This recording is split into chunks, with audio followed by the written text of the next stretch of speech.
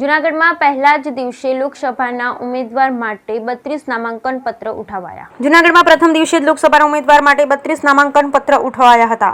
જૂનાગઢ સંસદીય મત વિસ્તાર લોકસભા ચૂંટણીના ઉમેદવારો માટે આજે નામાંકન પત્ર માટે ફોર્મ વિતરણની કામગીરી હાથ ધરવામાં આવી, જેમાં જૂનાગઢમાં 32 નામાંકન પત્ર માટે ફોર્મ ઉઠાવાયા. જોકે મહત્વનું છે કે દર વખતની જેમ ફોર્મ તો ઉઠાવાયા, પરંતુ નિયમ અનુસાર ફોર્મ ભરાઈને ખૂબ જ ઓછી સંખ્યામાં આવતા હોય છે. મહત્વનું છે કે media certification and monitoring cell દ્વારા પણ સતત 24 કલાક રાઉન્ડ ધ ક્લોક સમાચારો અને સોશિયલ મીડિયા પર નજર રાખવામાં આવે છે અને નોમિનેશન થયા બાદ ખાસ તમામ ઉમેદવારો અને પક્ષના કાર્યકરો દ્વારા આદર્શ આચાર સંહિતાનો અમલવારી થાય તે માટે પ્રયાસો પણ હાથ ધરવામાં આવતા હોય છે.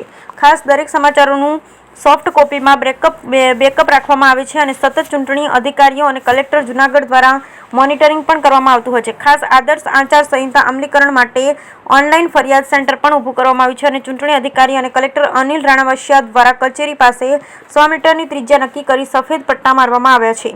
સાથે અધિકારીની ચેમ્બરમાં ઉમેદવાર સહિત 5 વ્યક્તિથી વધુ લોકોને પ્રવેશ માટે પ્રતિબંધ ફરમાવતું જાહેરનામું પ્રસિદ્ધ કરવામાં આવ્યું. બ્યુરો રિપોર્ટ સાગર નિર્મલ, જૂનાગઢ. જી સર. લોકસભા ચૂંટણી 2024 ના અંતર્ગત આજે 12 એપ્રિલથી નામાંકન ભરવા માટેની શરૂઆત થઈ છે, જે 19 એપ્રિલ બપોરે 3 વાગ્યા સુધી ચાલશે.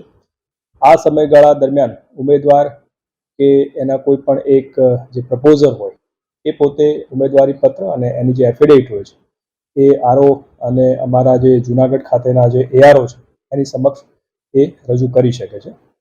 આજે અમારા પ્રથમ દિવસે 32 જેટલા ફોર્મ વિવિધ ઉમેદવાર જે નામાંકન કરવા માગતા હોય એવા વ્યક્તિઓએ 32 જેટલા ફોર્મ અમારી કચેરીએથી મેળવ્યા છે. એ આગામી સમયમાં અમારી સામે એ રજૂ થશે. સમગ્ર ચૂંટણી પ્રક્રિયા દરમિયાન આપ જાણો છો એમ ઉમેદવારો જે ચૂંટણી ખર્ચ કરતા હોય છે એનું પણ મોનિટરિંગ ખાસ થતું હોય છે અને એના અનુસંધાને અત્યારે કલેક્ટર કચેરી ખાતે ઇલેક્ટ્રોનિક મીડિયા માટેના મોનિટરિંગનો પણ એક સેલ બનાવવામાં આવ્યો છે, જેમાં અલગ અલગ અમારા 5 જેટલા જે ઇલેક્ટ્રોનિક ટીવીઝ વગેરે છે એના માધ્યમથી અમે જુદી જુદી જે ઇલેક્ટ્રોનિક મીડિયા ચેનલ છે, માધ્યમ છે, એનું મોનિટરિંગ કરતા હોય છે અને આ સમગ્ર જે વિડીયો હોય છે એના બેકઅપ માટેની પણ અમે વ્યવસ્થા રાખી હોય છે.